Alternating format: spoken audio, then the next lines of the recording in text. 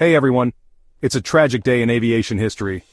On the night of January 29, 2025, American Airlines Flight 5342, a Bombardier CRJ-700, collided midair with a U.S. Army Sikorsky H-60 Black Hawk helicopter near Reagan Washington National Airport or DCA.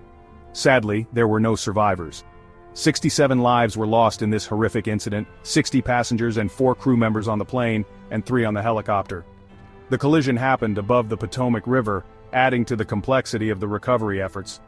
As of February 2nd, 55 bodies have been recovered, with ongoing efforts to find the remaining 12. So, what went wrong?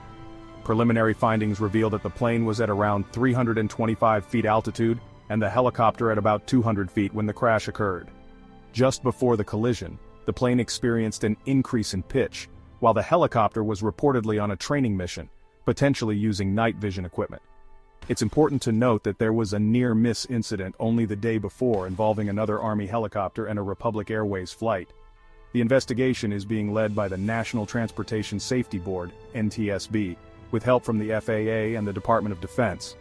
Both the black boxes have been recovered and investigators are meticulously analyzing air traffic control, flight data, and radar data.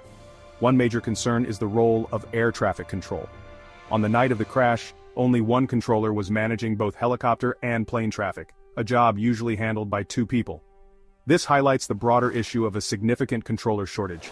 The FAA is operating at just 72% of its target staffing levels, particularly at capacity-constrained airports like DCA. Politically, the crash has sparked reactions from various leaders. President Trump criticized the FAA's diversity and inclusion initiatives and promptly appointed Christopher Rocheleau as the acting FAA administrator. Senator Duckworth defended military pilots and criticized Trump's stance, while King Charles III and Transportation Secretary Duffy both extended condolences and vowed a thorough investigation. This tragedy has also deeply impacted the U.S. figure skating community. Many of the victims were returning from the U.S. Figure Skating Championships, and communities in Washington, D.C. and Wichita, Kansas are mourning their losses. Notable victims include Captain Rebecca Lobach, a former White House aide, among numerous members of the figure skating community. Efforts to retrieve wreckage and assist the victims' families are ongoing.